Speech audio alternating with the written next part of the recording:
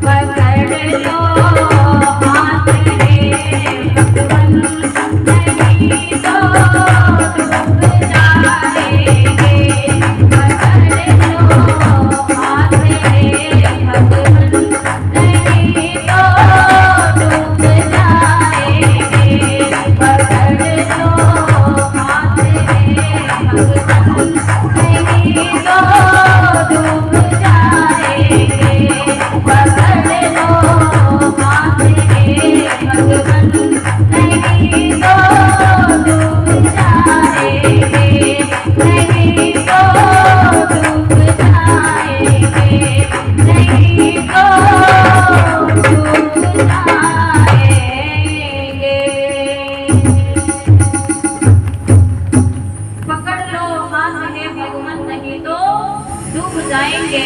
अनादि हो अजन्मा वो कहाँ से नाम पाएंगे। इस कोरोना काल ने हमें बहुत कुछ सिखाया और आपने अनुभव किया होगा, जिस व्यक्ति ने परमात्मा को पकड़ रखा था, जिसने परमेश्वर से कनेक्शन बना रखे थे, वो कोरोना काल में भी निखर गया। और जिसने केवल भौतिकवाद पे अपना ध्यान लगाया था, उनका जीवन थोड़े से कष्ट में बिखर गया। इसलिए कहा, हे परमपिता परमेश्वर, संसार के सारे लोगों से मेरा कनेक्शन बने ना बने, लेकिन तेरे से सदा मेरा कनेक्शन बना रहे। जिस प्रकार श्री राम का जीवन था, जिस प्रकार श्री कृष्ण का जीवन था, हे परमदेव परमात्मा, ऐसी श्रद्धा, ऐसा विश्वास, इतनी आत्मिक शक्ति परमात्मा आप मेरे अंदर भर दे कि मेरा भी जीवन राम के समान हो जाए। कहा त्रेता युग की एक कहानी है। त्रेता युग में कहते हैं, ऋषि जो होते हैं वो करुणा से भरे होते हैं।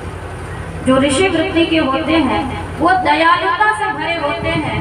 उनके मन में सबके लिए केवल और केवल स्नेह होता है, केवल और केवल प्रेम होता है। जो ऐसी भावना से उत्प्रोत होता है, वही ऋषि बनने की प्रेरणा भी ले सकता है। और इतना बड़ा महाकाव्य लिख दिया महर्षि वाल्मीकि ने। क्यों लिखा? इसके जब मूल में जाएंगे तो आपको पता चलेगा कि एक बार महर्षि वाल्मीकि नदी के किनारे तपस्या करने जा रहे थे। और जब तपस्या करने जा रहे थे तो तपस्वी का मन बड़ा शांत होता है, बड़ा पवित्र होता है, बड़ा प्रेम से भरा होता है। जब वो तपस्या करने के लिए जा रहे थे तो देखा क्रौंच पक्षी आपस में प्रेमालाप कर रहे हैं। क्रौंच पक्षी आपस में बहुत प्रेम करते हैं, और ऐसा प्रेम कि एक चला जाए तो फिर दूसरा अपने शरीर को अपने आप त्याग देता है। इतना प्रेम होता है उनके अंदर। क्रौंच पक्षी अपने मिथुन में व्यस्त थे और किसी बहेलिये ने तीर को चलाया। उसमें से एक जो पुरुष था वो मर जाता है, और उसके मरते ही जो पत्नी थी वो विलाप करने लगती है कि तुमने मेरे प्रिय से मुझे अलग कर दिया।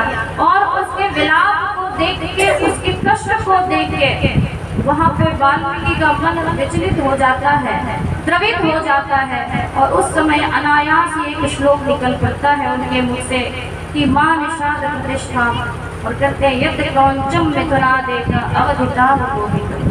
जिसने भी इस क्रौंच पक्षी को वियोग दिया है, मैं उसके पश्चाताप में, उन्होंने नहीं किया लेकिन मैंने अपनी आंखों से देखा।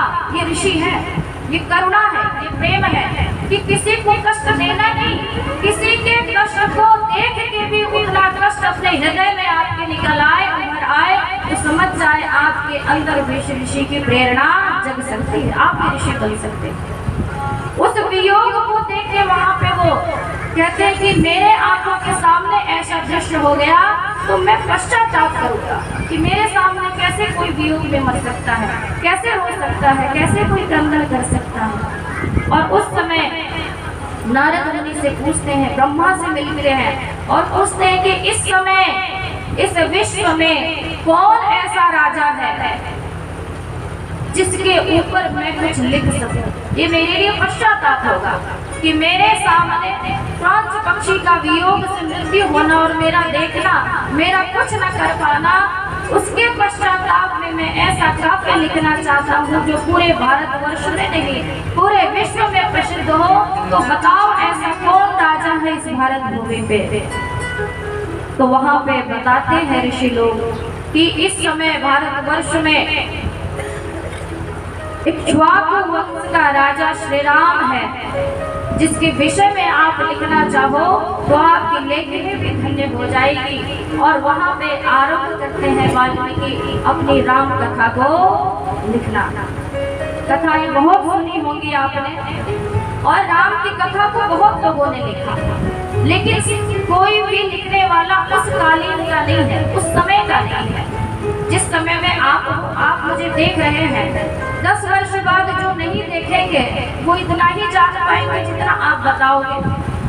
आपने जितना देखा है वो ज्यादा मायने रखेगा, या 10 वर्ष बाद आप जिनको आपके माध्यम से जानेंगे वो ज्यादा मायने रखेगा। आप कहोगे कि मैंने जिनको अपनी आंखों से देखा है उनके विषय में मैं उचित कह सकता हूँ। 10 वर्ष के पश्चात वाला व्यक्ति उस बातों को उस प्रकार से नहीं लिख सकता। इसलिए और जितनी राम कथाएं लिखी गई हैं उन सब में कहीं ना कहीं मिलावट है, लेकिन इस वाल्मीकि राम कथा में केवल राम के सद्गुणों की चर्चा है। और बहुत सुंदर कवि लिखते हैं, क्या लिखते हैं? आदि कवि श्री वाल्मीकि रामायण की सुनो कहानी। राम सिया राम सिया राम जय जय राम। राम सिया राम सिया राम जय जय राम। आदि कवि वाल्मीकि रामायण की सुनो कहानी। राम सिया राम सिया राम जय जय राम। राम सिया राम सिया राम जय जय राम। बोलो राम सिया राम सिया राम जय जय राम। राम सिया राम सिया राम जय जय राम। तेरा युग का समय निराला, धर्म के तीनों चरण जहाते। सरयुग नदी के तट पर सुंदर जनपद गोवर्धन नगर जहाते।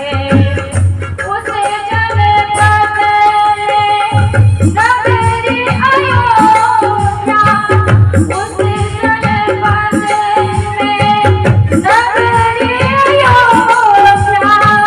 ये राजा दशरथ ने मानी। राम सिया राम सिया राम जय जय राम। राम सिया राम सिया राम जय जय राम। राम सिया राम सिया राम जय जय राम।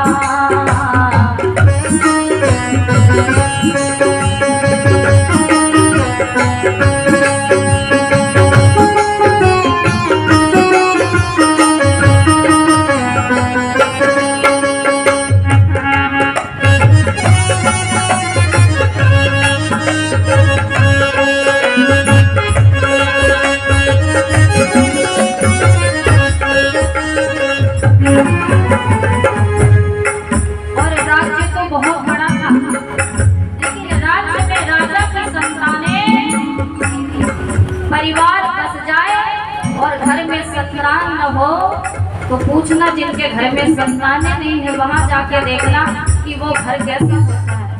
वो घर शमशान के समान होता है जहाँ संतानें नहीं होती। मैंने ऐसे परिवारों को देखा है, अरबपति लोगों को देखा है, किसी चीज की कमी नहीं लेकिन संतान नहीं है तो सारा का सारा वीरान पड़ा है। ऐसे ही राजा का हाल था। 3 रानियां, संपूर्ण साम्राज्य, लेकिन संतान नहीं थी। और कवि क्या लिखता है? कौशल्या के कई सुमित्रा, तीनों रानियां पुत्र विनानी। वंश बढ़े कैसे रघुकुल का, दशरथ चिंतित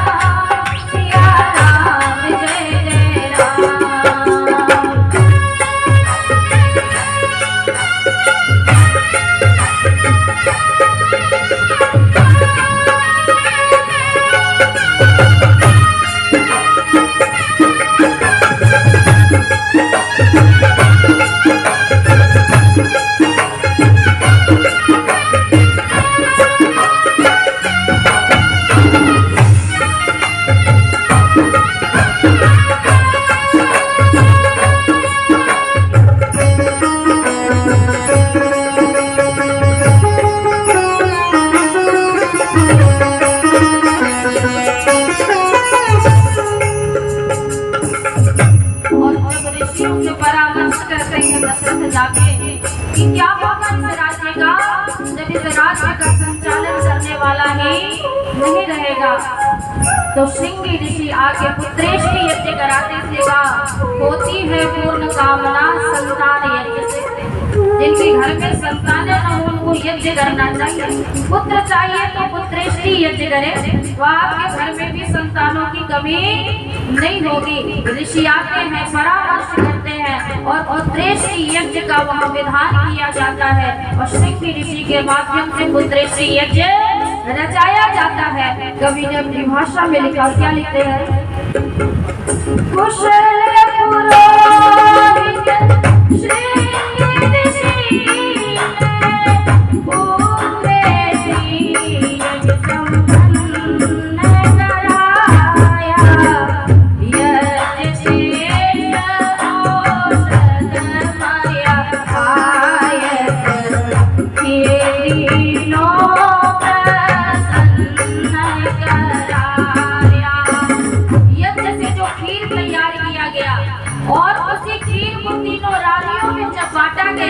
और तीनों रानियों ने जब पायस कहते खीर को उस औषधि से मिलकर जब खीर को खाया तो जाके तीनों फिर रानियां गर्भवती होती है और फिर जाके राज्य को एक नहीं, दो नहीं, तीन नहीं, चार राज्य के अधिकारी प्राप्त होते हैं। और क्या लिखा? गर्भवती को पुत्र रत्न पाकर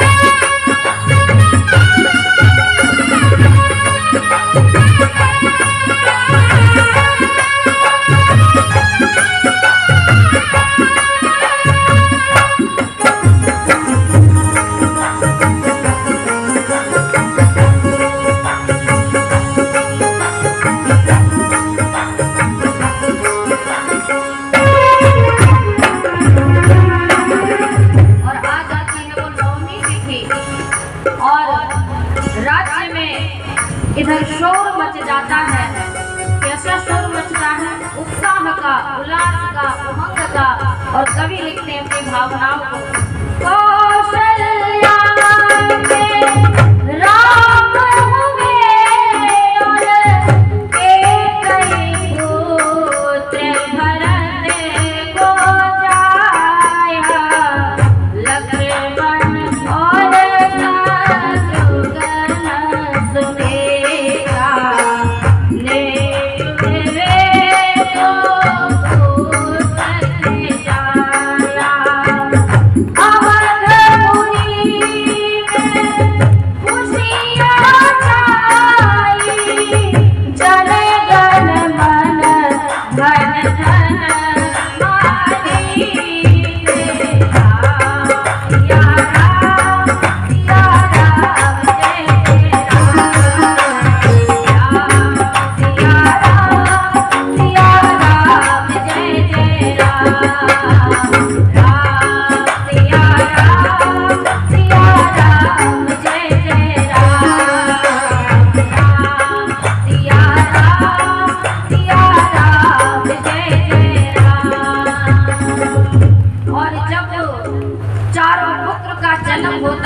माहौल कैसा था?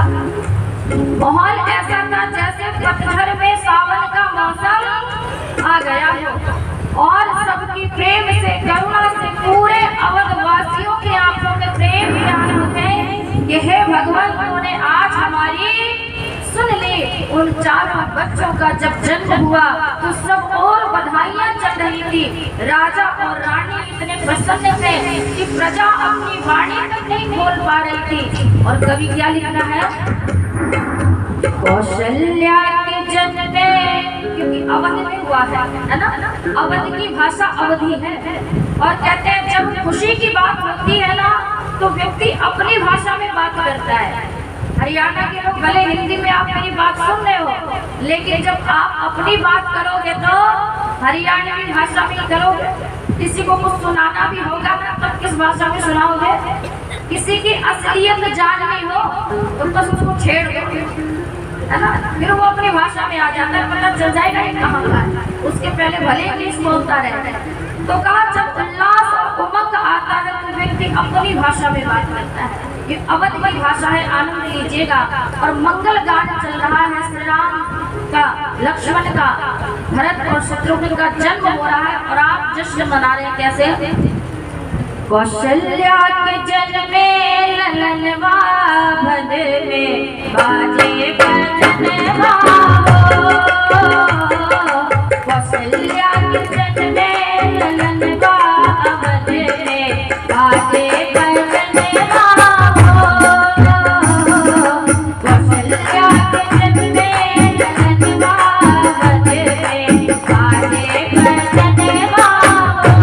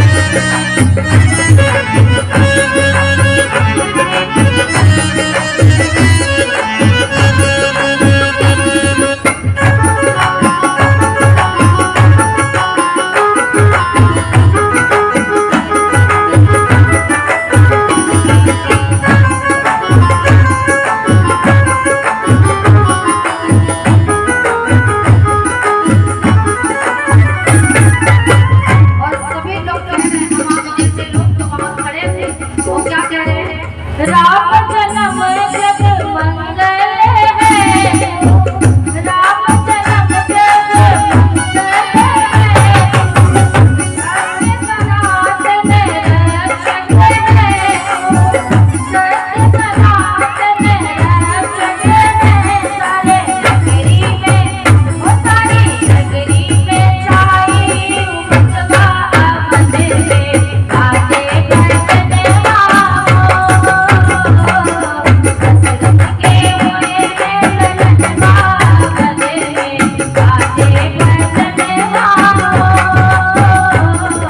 वसल्या के हुए हैं ललनवा अहमद में, आगे बढ़ने वालों।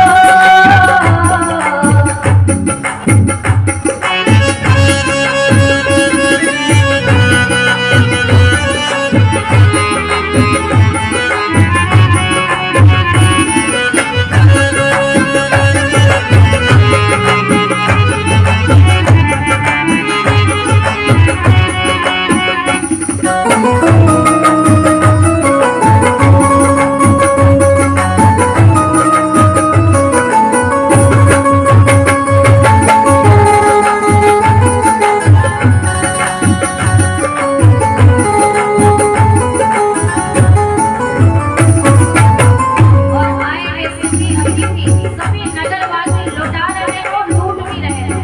राजा बड़े प्रेम से, रानी बड़े प्रेम से सबको सबके योग्य उपहार दे रहे हैं और सब आशीर्वाद में कह रहे हैं, क्या कह रहे हैं? न्योछावर श्री राम ललाकी, न्योछावर श्री राम ललाकी, न्योछावर श्री राम ललाकी, न्योछावर श्री भरत ललाकी, लखन ललास ध्रुवन ललाकी, लखन ललास ध्रुवन ललाकी। कहो मांगे के हो मांगे, अदहन पहलवा बदले मांगे बदने वालों हसरत के हुए हैं ललनवा अहमद में, आगे बढ़ने वालों वसल्या के हुए हैं ललनवा अहमद में, आगे बढ़ने वालों वसल्या के हुए हैं ललनवा अहमद में, आगे बढ़ने वालों वसल्या के हुए हैं ललनवा अहमद में, आगे बढ़ने वालों। पतझड़ में जब सावन का माहौल आता है तो सारे के सारे घर प्रसन्नता से भर जाते हैं और जिनके घर में जिस चीज की कमी होती है उस दिन सबके घर में वो चीज भर जाता है। राजा दशरथ से लेके उस प्रजा के सारे लोग इतने प्रसन्न थे कि सब सबको देने में लगे हुए थे। सब सोच रहे थे किसको मैं क्या दे दूं, और देने में ही प्रसन्नता आती है।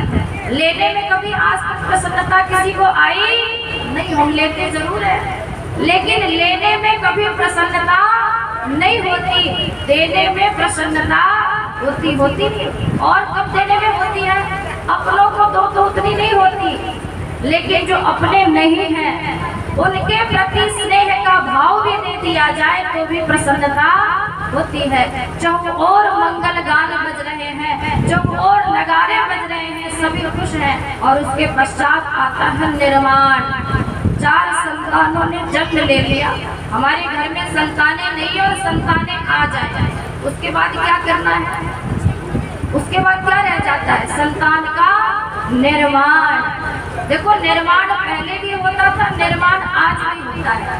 पहले निर्माण होता था तो राम लक्ष्मण भरत शत्रुघ्न जैसी संतानें पैदा होती थी, है ना। माता पिता मिलकर निर्माण किया करते थे और निर्माण आज भी होता है। कैसे होता है?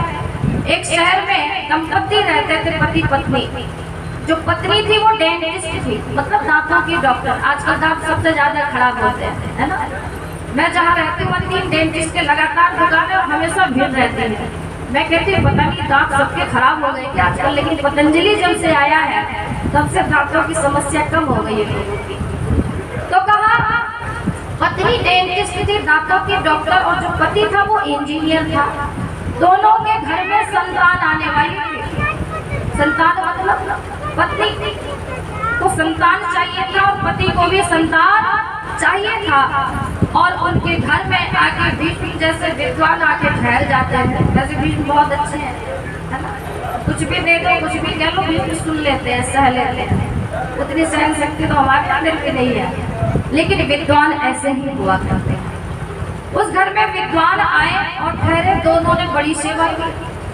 और जब सेवा की तो जाने का समय हुआ, लेकिन भीष्म आए थे ऐसे शहर में जहाँ पे उनका कोई और अपना था ही नहीं। जैसे मैं यहाँ आई हूँ, यहाँ पे मैं बाबा जी को ही जान रही हूँ, अभी तो आप लोगों से परिचय होगा तो आप लोगों को भी जान लूँगी। तो अगर यहाँ से मैं जाऊँ और कहीं गाड़ी छूट जाए तो मैं कहाँ जाऊँगी? फिर वापस मैं यही आऊँगी, क्योंकि ठिकाना यही है। ऐसा ही हुआ भीष्म जी के साथ। भीष्म जी ने कहा चलो बड़ी सेवा की है, आशीर्वाद किया और जाने लगे। जब तक स्टेशन पहुंचे तब तक गाड़ी खुल गई। अब भीष्म जी ने सोचा जाए कहाँ, जाएंगे कहाँ वापस? वही दोनों दंपत्ति आपस में विवाद कर रहे थे। और विवाद का विषय क्या था? विवाद इतना तेज हो गया कि घर की आवाज बाहर तक आने लगी, है ना। पति पत्नी की आवाज अगर घर के अंदर सीमित है तो समझ लेना कि सब अच्छा चल रहा है, दोनों समझदार हैं। लेकिन पति पत्नी की आवाज अगर घर से बाहर निकलने लगे तो समझ लेना कुछ न कुछ विशेष गड़बड़ हो गया, है ना। और आज ये समस्या सबको पता चल जाती है। रामायण काल में पता नहीं चलती थी। रामायण काल में अगर रानियां नाराज हो जाए तो तीसरे को पता नहीं चलता था, तब तक वो भवन हुआ करते थे, है ना। और जब रानी नाराज हो जाती थी तो किसी को कहती नहीं थी, बस वो भवन चली जाया करती थी। राजा समझ जाते थे कुछ न कुछ गड़बड़ है। फिर राजा जाते थे, बातों को सुनते थे, विवाद को सल्टाया जाता था। और फिर जब कमरे से निकलते थे दोनों प्रसन्न मुद्रा में निकलते थे, तीसरे को पता नहीं चलता था। और आज हो जाए तो आज है ही नहीं कोप भवन, तो रसोई बन गई है कोप भवन।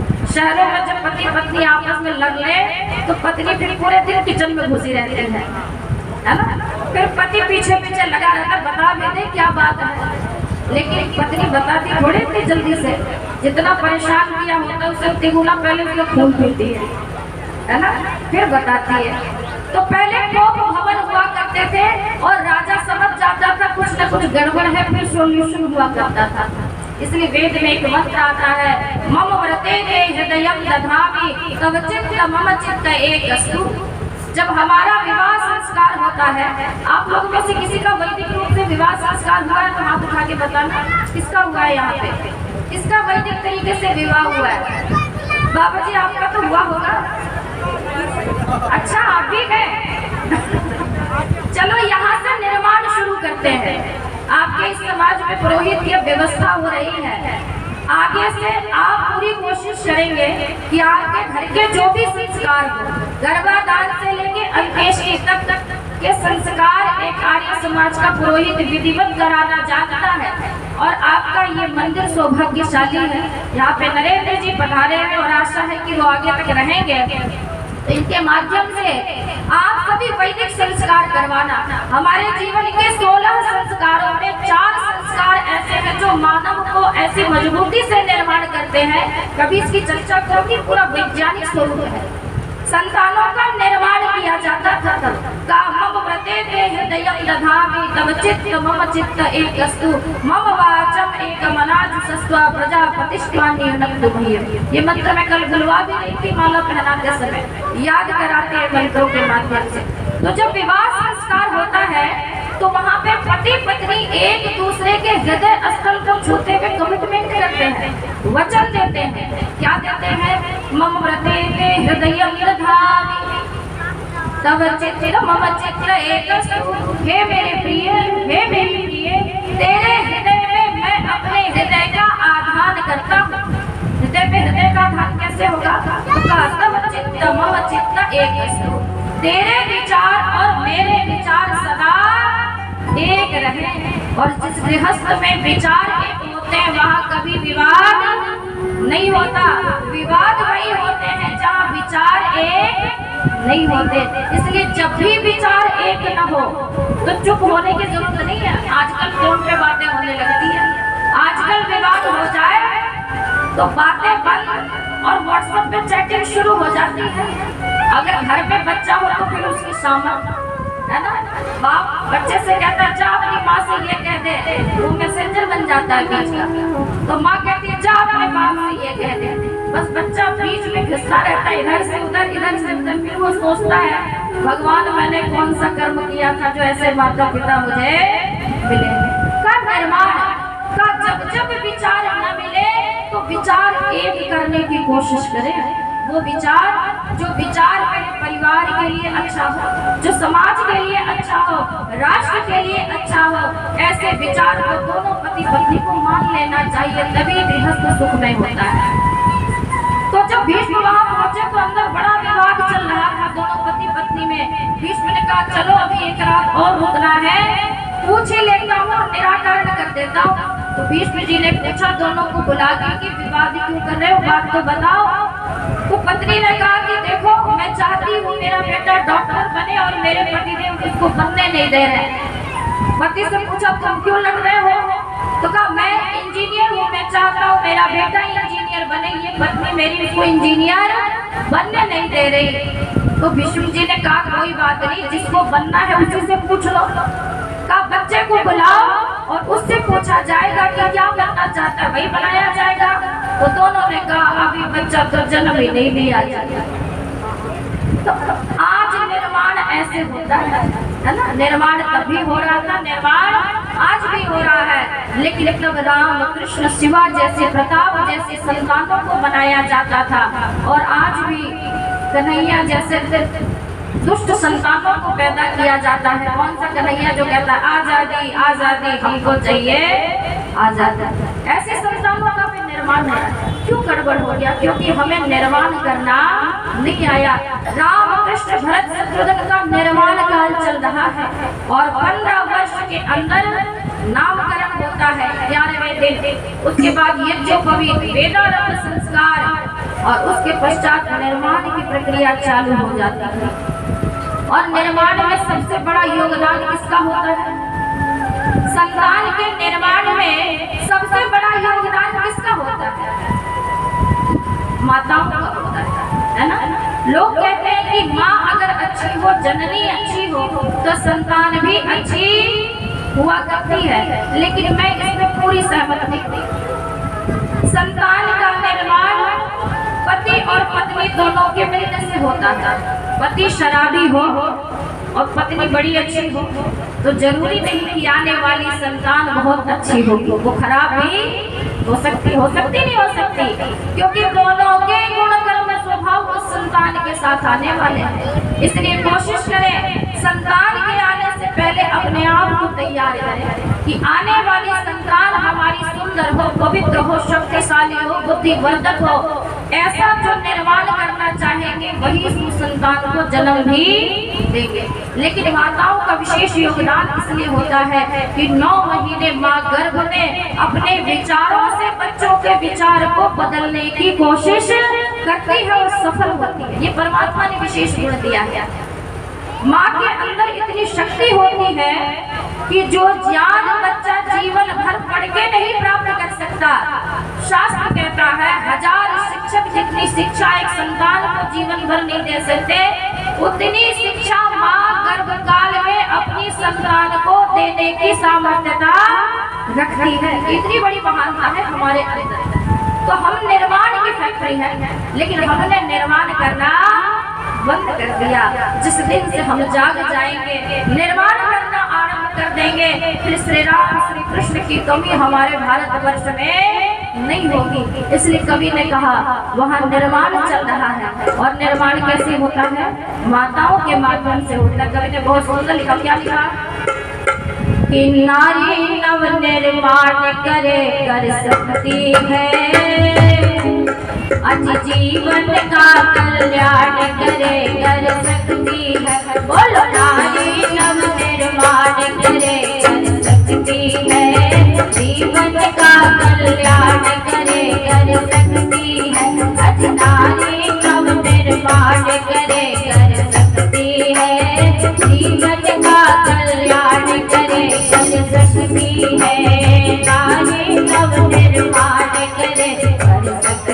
है, जीवन का कल्याण करे कर सकती है।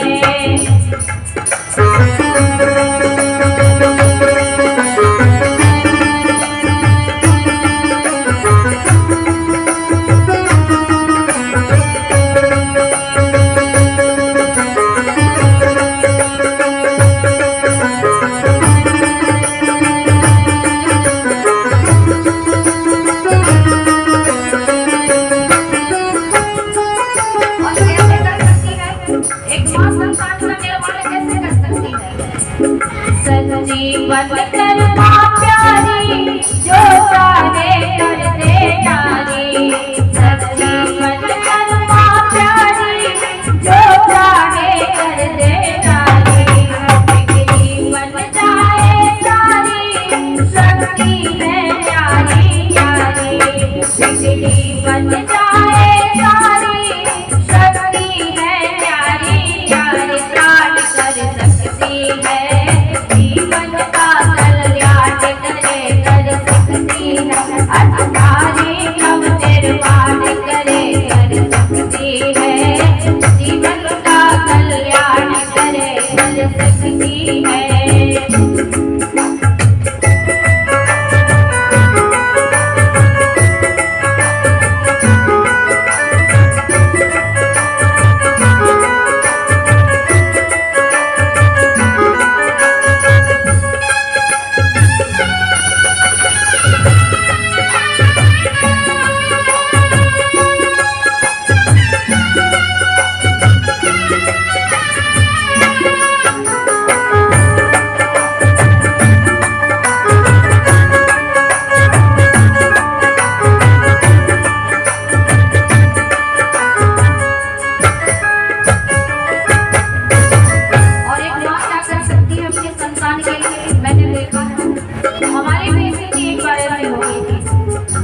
माँ में इतनी शक्ति होती है कि वो किसी से भी लड़ सकती है कि उसके संतान में आ जाता है ना।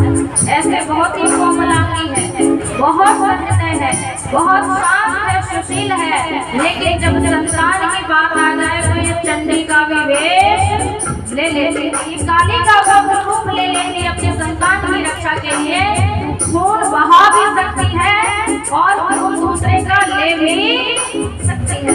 ये अपना खून भी दे सकती है, दूसरे का खून भी कर सकती है अगर अपने संतान पे आ जाए।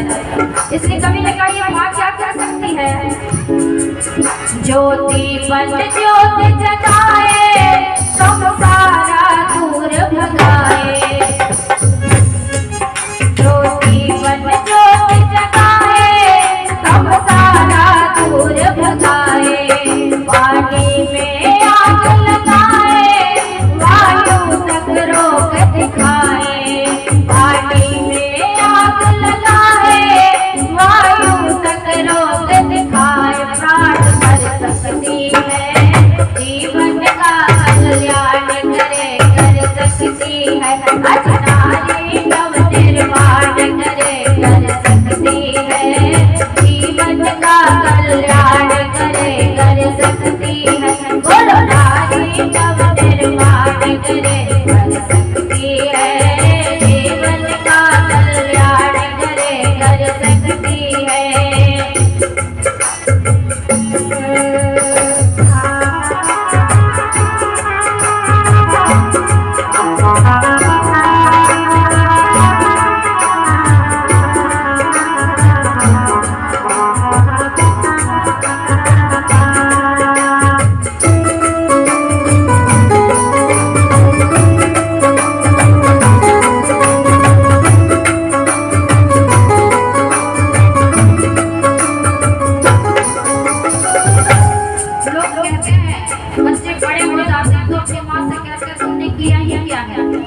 ऐसे कई बच्चों से मैं मिली, फिर उनको समझाया कि माँ ने किया क्या है, और कहते माँ की कृपा न हो तो संसार में हमारा जन्म ही ना हो। ये जितने दृष्टि में आ रहे माताओं की कृपा है, ये 9 महीने कोख पे रह गए, कितने कष्टों को सह के इस धरती पे आगमन होता है। जी उस कष्ट को कोई सह सकता है तो केवल और केवल माताएं सहशक्ति। और कवि ने प्रणाम करते हुए लिखा, आप सभी मातृशक्ति को क्या लिखते हैं? जितने भी दृष्टि आए सब तारी गोद दिलाए, जितने भी दृष्टि आए सब तारी गोद दिलाए, जो दिल भी गोद लगाए तो आन सच्चाई जाए, जान भर सकती है जीवन का कल्याण करे कर सकती है, अजनारी कब निर्माण करे कर सकती है, जीवन का कल्याण करे कर सकती है, मिलके बोले नारी कब निर्माण करे कर सकती है, जीवन का कल्याण करे कर सकती है, नारी कब निर्माण करे कर सकती है, जीवन का कल्याण करे कर सकती है, जीवन का कल्याण करे कर सकती है, जीवन का कल्याण करे कर सकती है। नारी नव निर्माण करे कर सकती है और जीवन का कल्याण करे कर सकती है। यहाँ माताएं भी अपने चारों संतान का निर्माण कर रही है। और कैसा निर्माण कर रही है कि कवि क्या कहते हैं, क्या कहते हैं? प्रातः काल उठ के रघुनाथ मात पिता गुरु नामहि माता, प्रातः काल उठ के रघुनाथ मात पिता गुरु नामहि माता, अनुज सखा संग भोजन करही, मात पिता आज्ञा अनुसरही, प्रातः काल उठ के रघुनाथ मात पिता गुरु नामहि माता, राम सिया राम जय जय राम, राम सिया राम जय जय राम, राम सिया राम जय जय राम, राम सिया राम जय जय राम। पंद्रह वर्ष के हुए राम तब विश्वामित्र लेने आए, पुत्र प्रेम में अंधे दशरथ देने में हो गए सबको जाए, गुरु वशिष्ठ के कहने पर तो दशरथ जी ने बात मानी, राम सिया राम जय जय राम, राम सिया राम जय जय राम, राम सिया राम जय जय राम, राम सिया राम जय जय राम, राम सिया राम जय जय राम, राम सिया राम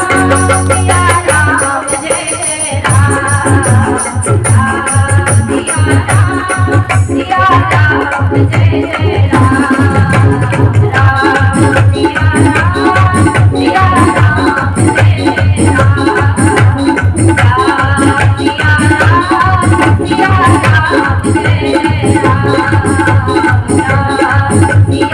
राम सिया राम जय जय राम। बोल सियापति रामचंद्र की, मर्यादा पुरुषोत्तम श्री रामचंद्र भगवान की।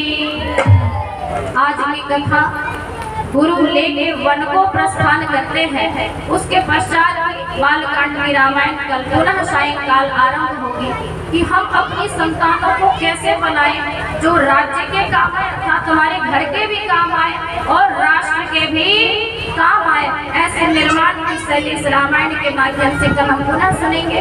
अपने साथ और भी लोगों को लाए, एक बार फिर से बोले जो बोले सो अभय धर्म की